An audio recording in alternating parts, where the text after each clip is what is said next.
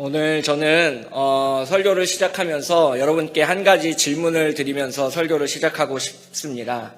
언제 가장 기쁘셨습니까? 보통 우리가 이런 질문을 받게 되면 아이가 태어났을 때, 혹 우리 자녀가 대학교에 입학했을 때, 우리 자녀가 결혼을 했을 때, 그리고 또 아이를 낳았을 때, 이런 대답들을 하게 됩니다. 저도 또한 마찬가지입니다. 제 인생에 가장 기뻤던 때는 지금 저 유아실에서 이렇게 파닥파닥거리고 뛰놀고 있는 제 처다들인 정호를 얻었을 때입니다. 얼마나 기뻤냐면 아내가 임신 테스트기를 사용해서 2줄이 나왔을 때, 그게 너무 그만 기뻐가지고 전에 섬기던 교회 담임 목사님한테 카카오톡으로 그 2줄 나온 임신 테스트기 사진을 찍어서 담임 목사님께 토요일 밤에 전송했습니다. 그리고 또 제 인생에서 두 번째 기뻤을 때는 저희 아내하고 결혼했을 때입니다. 얼마나 기뻤는지 정신이 없어서 그만 주례 선생님이 앞에 계신데 파란색 촛불이 켜져 있는데 아내가 쓰고 빨간색 촛불이 켜져 있는데 제가 서서 계속 결혼식을 진행했습니다. 나중에 결혼식이 끝나고 사진을 보고 알았습니다. 아, 신랑 신부가 반대로 서 있었구나. 다른 사람들이 많이 뒤로 걱정했었겠구나 하는 거를 나중에서야 알게 되었습니다. 이처럼 우리 인생에서 기쁜 때는 많이 있습니다. 그런데 제가 오늘 제 인생에서 기쁜 때라고 말씀드리고 싶은 시절이 하나 더 있습니다. 잘 믿지는 않으시겠지만 그 시절은 제가 카이스트 박사과정을 자퇴하던 날입니다. 오랜 기도 끝에 주님의 응답이라고 확신을 하고 이제 담당 교수님께 찾아뵙고 정말 죄송하다고 5년 동안 학교를 다녔지만 제가 이 학교를 졸업할 수는 없을 것 같다고 말씀을 드리고 나서 이제 과 사무실로 가서 이제 자퇴 원서에 제 이름을 기입하고 주민번호를 등록하고 도장을 찍고 그렇게 해서 서류를 제출했습니다. 저는 국비장학생으로 입학했기 때문에 자퇴를 하려면 제가 그동안 받았던 국가장학금 중에 일부를 되돌려 주어야 합니다. 그 금액이 대략 150만 원이 됐습니다. 남들은 자퇴를 하면 등록금 냈던 거 반환 받는데 한 300만 원 정도는 반환을 받는데 저는 자퇴를 하려면 제 돈 150만 원을 내고 이렇게 자퇴를 해야 했습니다. 그런데 제가 그날은 너무 기뻐서 이렇게 자퇴 원서를 쓰고 해맑게 웃고 있는 저의 얼굴을 그 과사무실 간사님이 보셨나 봐요. 간사님이 이제 나중에 저에게 한마디 하시더라고요. 태어나서 여태까지 많은 사람들이 자퇴하는 모습을 봤는데 당신처럼 그렇게 해맑게 웃으면서 자퇴 원서 쓰는 사람은 처음 봤다라고 이야기를 하시더라고요. 정말 그때 제 기쁨이 어땠는지는 노래로 표현할 수 있는데 그는 뛰었네 걸었네 찬양했네 정말로 제 마음속에 그런 노래가 풍겨지는 것처럼 자퇴 원서를 쓰는 날이 그렇게 기쁘고 즐거울 수 없었습니다. 좀 아이러니하죠. 남들은 그렇게 더 올라갈 수 있고 더 많은 것을 얻을 수 있는 그런 자리에서 내려와서 안타까울 것 같다고 라는 이야기를 많이 하시는데 저는 오히려 그 가운데서 너무 기쁨을 얻었고 평화로웠습니다. 그래서 많은 사람들이 제 이런 이야기를 듣고 나면 참 크게 내려놓으셨네요 라는 이야기를 하게 됩니다. 때마침 제가 그 학교를 자퇴하던 그 해에 이용규 선교사님이 쓰신 내려놓음이라는 책이 아주 공전의 베스트셀러가 되었습니다.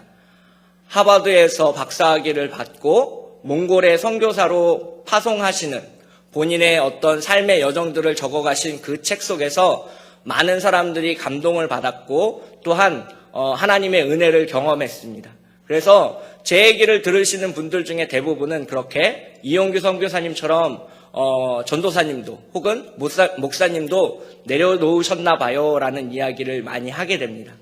그래서 그동안 살아오면서 정말 내가 내려놓은 것일까라는 질문을 저 스스로한테 좀 많이 해봤습니다. 그 결론은 이따 끝날 때 들려드리도록 하겠습니다. 제가 그렇게 학교를 자퇴하고 나서 기도원에 가서 2달 동안 기도만 했습니다. 그리고 나서 서울로 올라와서 성경에 대해서 잘 몰랐기 때문에 무료로 성경을 가르쳐주는 곳에 이곳저곳을 찾아다녀야 했습니다. 저쪽에 미아리에서 한 목사님이 성경 공부를 잘 가르치신다고 해서 그곳까지 찾아가기도 했습니다.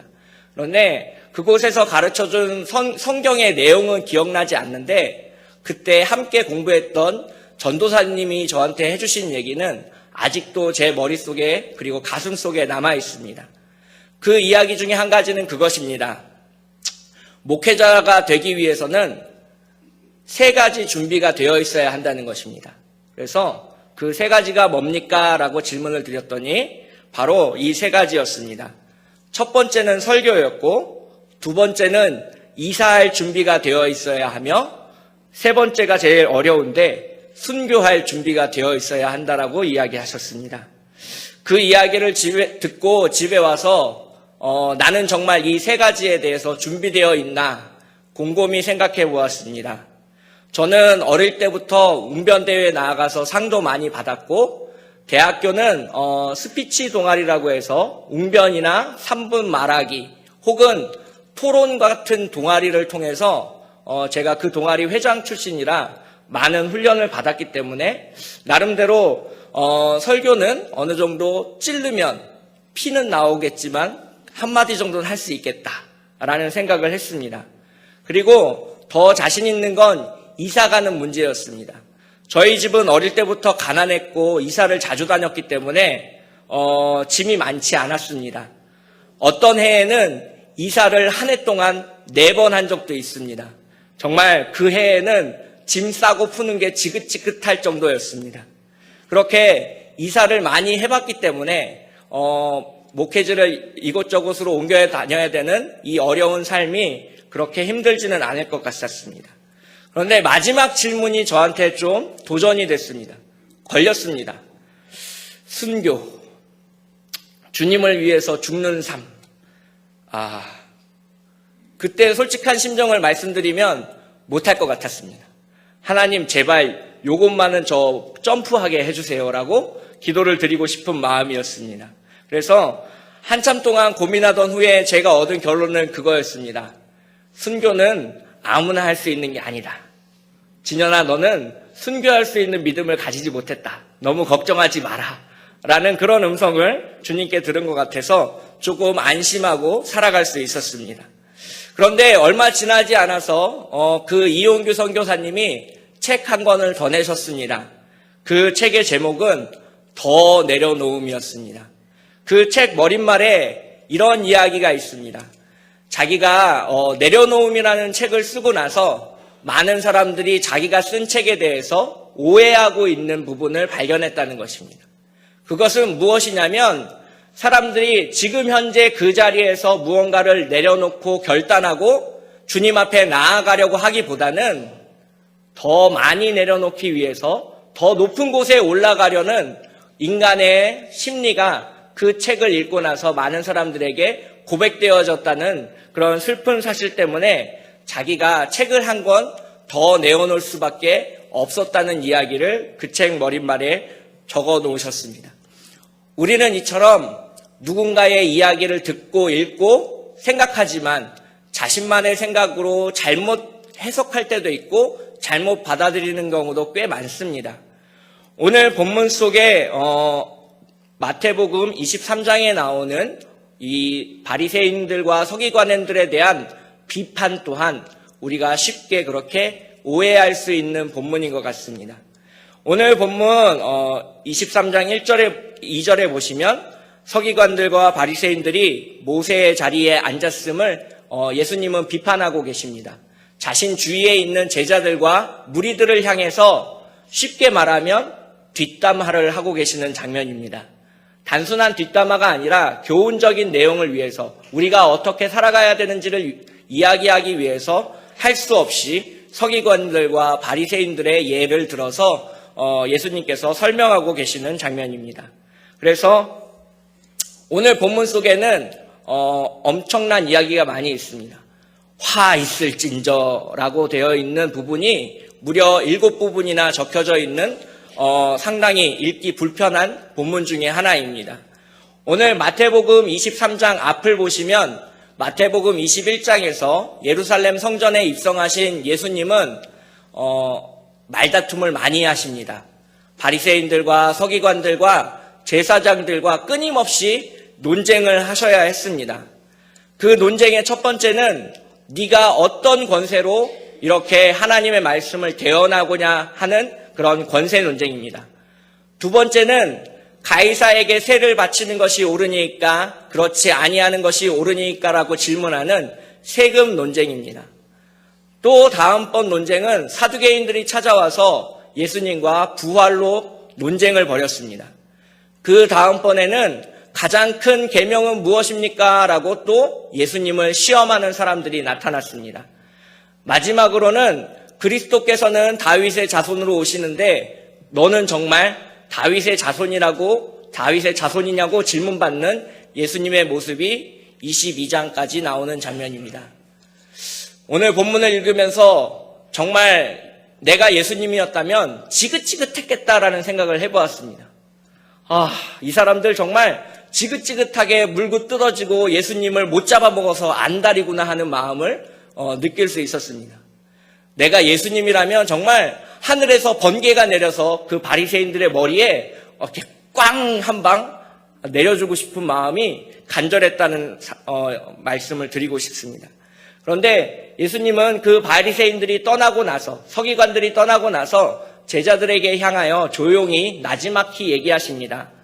랍비라 칭함을 받지 말라. 이 땅에 있는 사람을 아버지라고 부르지 말라. 그리고 마지막으로 지도자라 칭함을 받지 말라. 즉 다른 사람들이 너를 우러러보고 높여주고 늘 거룩한 사람으로 대할지라도 너는 그들의 마음을 다 받아서 하나님 앞에 교만하게 나아가지 말라는 예수님의 말씀을 읽어볼 수 있습니다. 오늘 본문 11절에는 너희 중에 큰 자는 너희를 섬기는 자가 되어야 하리라 라고 이야기하고 있고 12절에는 누구든지 자기를 높이는 자는 낮아지고 누구든지 자기를 낮추는 자는 높아지리라고 이야기하고 있습니다. 오늘 본문은 바리새인들과 서기관이 왜 비판받아야 되는지에 대한 이야기를 하고 있습니다. 바리새인들과 서기관들이 아주 높은 자리에서 우리와 같은 평신도들을 손가락질하고 잘못 살고 있다고 이야기하고 그렇게 살아서는 안 된다라고 이야기하는 그러한 자리에 있는 사람들을 예수님께서는 하나님의 이름으로 비판하고 계신 것입니다. 그런데 오늘 본문을 읽으면서 우리도 쉽게 바리새인들이나 서기관들에 대해서 비판하고 싶은 마음이 드는 생각을 지울 수 없습니다. 저렇게 살아서는 안 되지. 말씀과 행동이 분리되어서는 안 되지. 바리새인처럼 살아서는 안 되지라고 말하고 싶은 저의 마음이 있다는 것을 알았습니다. 그런데 어느 날 이 본문을 묵상하면서 과연 너는 바리새인을 욕할 자격이 있느냐라는 하나님의 질문을 받았습니다. 바리새인들이 어떤 사람입니까? 그 바리새인의 뜻은 분리된 자, 거룩한 자라는 이름을 가지고 있는 사람들입니다. 로마의 압제 속에서도 하나님의 말씀을 지키기 위해서 하나님을 향하여 열심으로 일상생활 속에서 거룩함과 정결함을 살아내기 위해서 최선을 다해서 살았던 사람들입니다. 즉, 그 사람들은 언젠가 한 번은 하나님을 위해서 뜨겁게 빛났고 아름다웠고 불태웠던 적이 있었던 사람들입니다. 적어도 바리새인들이 예수님을 핍박하는 마음속에서는 하나님을 위한 최선은 이것이었다라고 말할 수 있는 자신감이 있었다는 겁니다. 그러한 바리새인들을 비판하고 있는 저의 모습 속에서 하나님은 너 마음속에 있는 들보를 먼저 보아라는 대답을 하고 계신 것 같아서 많이 부끄러웠습니다. 그런데 하나님을 향한 열심과 또한 말씀을 지키려는 그 뜨거운 마음을 가지고 있는 바리새인들이 왜 예수님을 메시아라고 부를 수 없었을까요? 왜 그들은 하나님의 아들을 보고도 몰랐을까요? 그것은 내려놓지 않았기 때문일 것이라고 생각합니다. 이스라엘에서는 혈몬살에서 녹은 물이 흘러서 요단강을 타고 갈릴리 바다에 머물렀다가 다시 요단강으로 흘러 사해 바다에 머무릅니다. 갈릴리 바다는 자신이 받은 것만큼 다시 내려놓고 베풀어주기 때문에 그 물에는 생명력이 넘치고 고기가 살고 사람들이 그곳에서 생활을 할 수 있고 먹을 것을 얻을 수 있습니다. 그러나 자신에게 흘러들어온 모든 물을 담아두기만 하는 이 사회, 짠 소금물이 되어서 생명이 그 안에 거주하지 못하는 죽은 바다가 되어버리고 말았습니다. 즉, 다른 사람을 향해서 내려놓지 못하고 자신이 받은 은혜를 베풀어주지 못하는 삶을 사는 사람들은 그것이 언젠가는 썩어지고 굳어지고 변색되어 버린다는 것이 오늘 말씀 속에 숨어있는 진리라고 하겠습니다. 바리새인은 그렇게 하나님을 향하여라는 열심으로 앞에 나아갔던 사람들입니다. 그러나 그 열심이 변하여 그 마음속에 돌처럼 딱딱히 굳어버리고 율법을 해석할 수 있는 자유를 빼앗겨버린 어두운 눈을 가진 사람들이 되어버렸다는 것입니다. 그래서 그들은 안식일에는 해설은 안 될 613가지의 율법을 만들어 지키고 그것을 지키지 않는 사람들을 향해 정죄하고 그렇게 살아서는 안 된다라고 쉽게 이야기할 수 있었습니다. 내려놓지 못하면 그렇게 굳어버리고 상해버리고 깨어져 버리는 것이 오늘 말씀 속에서 예수님이 우리에게 하시는 그러한 숨은 진리라고 이야기할 수 있겠습니다. 그래서 우리는 우리의 삶을 끊임없이 내려놓아야 합니다. 그것이 오늘 말씀 속에서 예수님께서 우리에게 전하고 싶어하는 한 가지 진리입니다. 그런데 내려놓음이란 무엇일까요? 나는 무엇을 내려놓아야 할까요? 라는 질문 앞에 서게 됩니다. 우리는 내려놓음이 무엇인지 잘 모르고 살아갈 때가 많습니다. 한 청년이 저에게 와서 이렇게 얘기합니다. 전도사님, 저는 결혼을 내려놓았습니다. 그게 정말 내려놓은 걸까요? 오늘의 본문 속에는 포기와 내려놓음이 다르다라는 것을 알 수 있습니다. 포기는 자기 자신을 위해서 그만두는 것이 포기라고 한다면 내려놓음은 하나님을 위해서 내가 할 수 있지만 하지 않는 것이 내려놓음입니다. 복음서를 읽어보면 예수님은 많은 기적을 행하십니다. 앉은 자를 일으키시고 눈먼 자를 고치시고 또한 죽은 자를 다시 살리십니다. 그러나 그 기적 속에 어디에서도 예수님 본인을 위해서 기적을 베푼 적은 없습니다. 구약 성경에 보면 엘리야는 자신을 욕하는 어린아이들을 향해서 번개가 내리게 하여 그 아이들을 죽게 만든 장면이 나오고 있습니다. 암곰들이 그 어린아이를 잡아먹는 좀 잔인한 장면이 나옵니다. 엘리사는 자기 자신을 위하여 기적을 사용하는 그러한 약간의 실수를 범하는 장면도 열왕기에는 등장하고 있습니다. 그런데 오늘 복음서 속에서는 예수님은 그 삶의 어떠한 순간에도 자기 자신을 위해서는 기적을 행하시지 않는 장면을 볼 수 있습니다. 배가 고프실 때도 돌이 떡이 되게 하지 않으시고 자신을 다른 사람들에게 드러내 보이지 않기 위해서 성전 꼭대기에서 뛰어내리지 않으십니다. 예수님은 그 하나님의 아들로서의 능력을 그 어떤 삶의 순간에서도 자기 자신을 위해서는 사용하지 않으셨습니다. 다른 사람들을 위해서, 사랑하는 사람들을 위해서 그 능력을 사용하셨다는 사실을 우리는 알 수 있습니다. 이것이 내려놓음입니다. 나를 위하여가 아니라 하나님을 위하여, 그리고 내 이웃들을 위하여 그것을 사용하는 것. 나를 위하여가 아니라 내 주변과 하나님을 위하여 내가 하지 않는 것. 그것이 바로 포기와 내려놓음의 가장 큰 차이라고 하겠습니다. 그래서 우리가 내려놓았다라고 말할 때는 어떤 한 가지의 기쁨이 있어야 합니다. 왜? 하나님의 기쁘게 하신 일을 내가 했기 때문에 나도 기쁠 수 있기 때문입니다. 그러나 포기라는 것은 내 상황이 안 되고 환경이 안 돼서 포기하는 것이기 때문에 절망하게 되고 좌절하게 되고 슬퍼하게 됩니다. 내려놓았다고 이야기하지만 본인은 가장 자기 자신을 잘 알고 있습니다.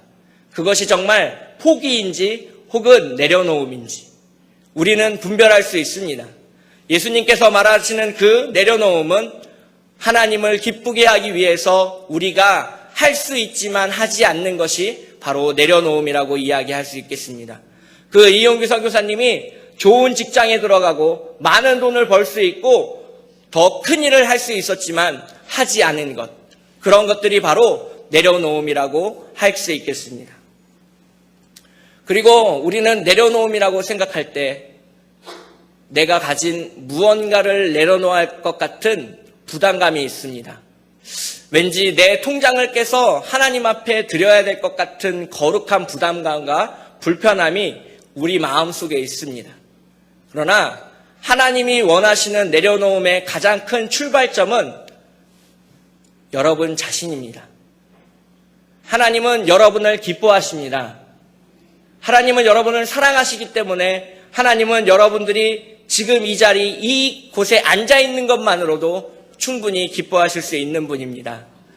여러분이 무언가를 해서가 아니라 여러분의 존재가 너무 예쁘기 때문에 잠든 아이를 바라보는 아버지의 심정으로 하나님은 우리를 바라보고 계시고 우리가 우리 자신을 내어놓을 때 하나님은 기뻐하신다는 사실을 알 수 있습니다.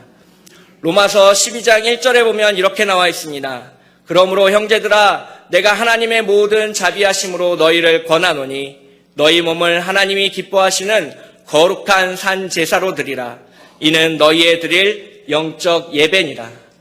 하나님이 원하시는 진정한 내려놓음은 우리가 소유한 어떤 물건을 내려놓거나 내가 가장 아끼고 있는 꿀단지를 내어놓는 것이 아니라 우리 자기 자신을 하나님 앞에 나아와 하나님 앞에 예물로 바칠 수 있는 삶을 살아가야 한다는 것입니다.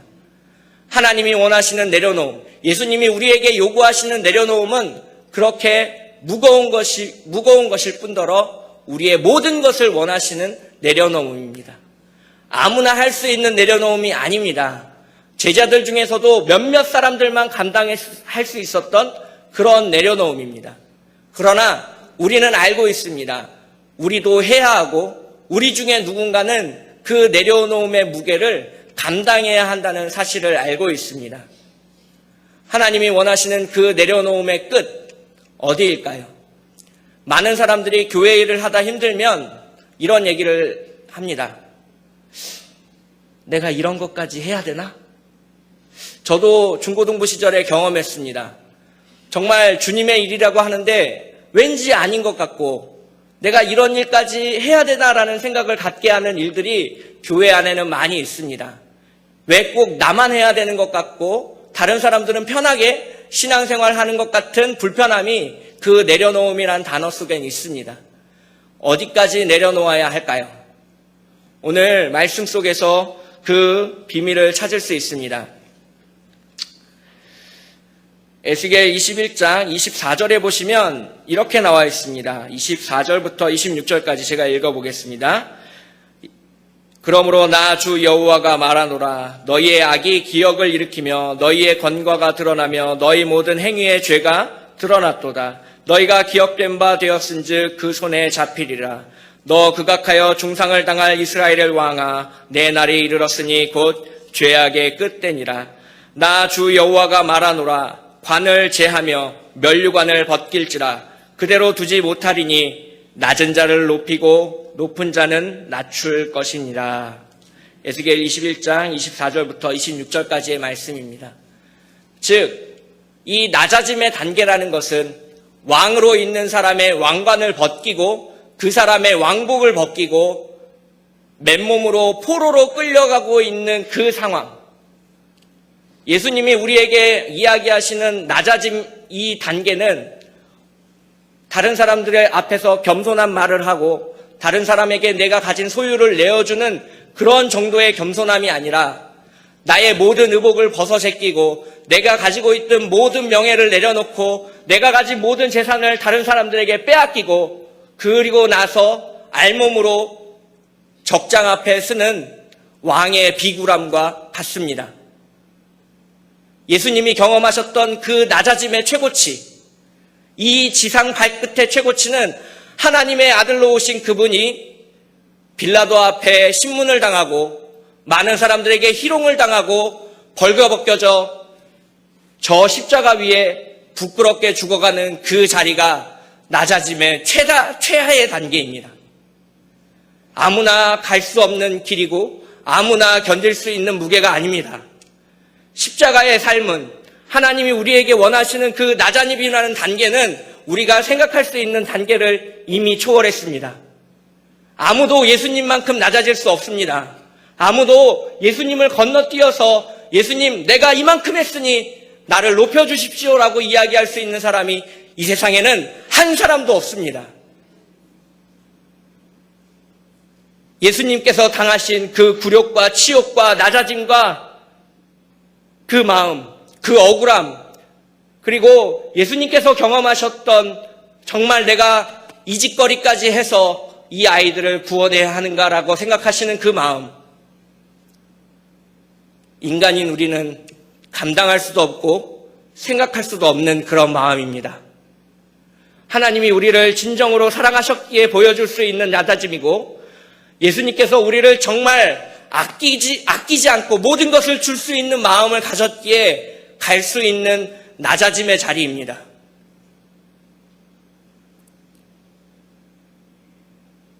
그 낮아짐의 자리, 지금 예수님께서 저와 여러분을 부르고 계십니다. 그 낮아짐의 자리에 나와 함께 해달라고 예수님께서 우리에게 절규하고 계시는 장면입니다. 너희는 저렇게 교만한 자의 옷을 입고 손가락질하는 신앙을 가지는 것이 아니라 왕관을 벗고 왕복을 벗고 많은 사람들 앞에 나아가 알몸으로 벗겨져 흐느껴오는 그 낮아짐의 자리에 예수님과 함께 깨어 기도할 수 있는 한 사람을 오늘도 예수님께서는 찾고 계신 것입니다. 아무나 할 수 있는 자리가 아닙니다. 뜨거운 하나님을 향한 열정과 사랑을 가진 사람만이 감당해낼 수 있는 자리입니다. 오늘 그 삶을 저와 여러분이 살아갈 수 있었으면 좋겠습니다. 제가 시 한 편을 읽고 오늘 설교를 갈무리할까 합니다. 안도현 시인님의 너에게 묻는다 라는 시입니다. 너에게 묻는다. 연탄재 함부로 발로 차지 마라. 너는 누구에게 한 번이라도 뜨거운 사람이었느냐. 반쯤 깨진 연탄, 언젠가는 나도 활활 타오르고 싶을 것이다. 나를 끝 닿는 데까지 한번 밀어붙여 보고 싶은 것이다.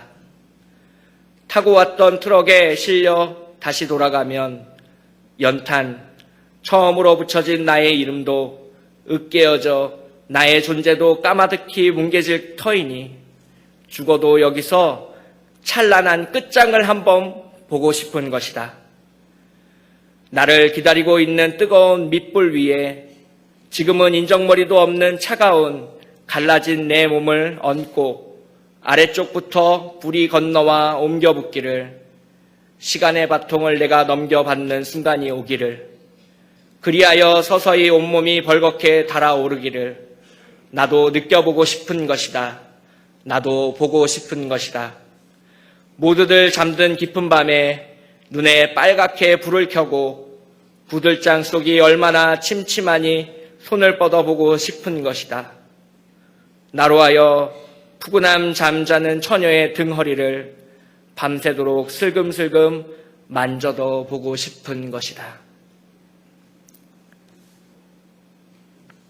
모든 사랑을 피워낸 그 연탄이 길거리에 뿌려져 눈길 위에 미끄러지지 않는 그 재료로 사용되었듯이 우리의 사랑과 믿음은 하나님을 위하여 이 연탄재처럼 길 위에 뿌려져야 하고 우리의 존재는 그렇게 지워져야 합니다. 주님을 위하여, 하나님을 위하여, 그리고 다가올 하나님의 나라를 위하여 함께 잠깐 기도하시겠습니다. 사랑의 하나님 아버지, 오늘 주님 앞에 내려놓음이라는 주제로 말씀을 선포하고 들었습니다. 주님, 우리와 함께 하시었으니 주님, 우리의 삶 속에서 역사하여 주시옵소서. 주님이 겪으셨던 그 부끄러움의 끝자락, 우리도 함께 설 수 있게 인도하여 주시옵소서. 주님의 그 낮아지심, 우리도 그 낮아지심의 무게를 감당할 수 있도록 인도하여 주시옵소서. 이 세상 끝날 주님을 다시 만날 때에 우리를 왕같이 높여주시고 제사장같이 사랑하여 주시옵시고 주님의 백성으로 기쁘다 칭찬하여 주시옵소서. 오늘도 우리의 삶 속에서 던져지는 수많은 고난과 역경들을 연탄처럼 버텨내려고 합니다.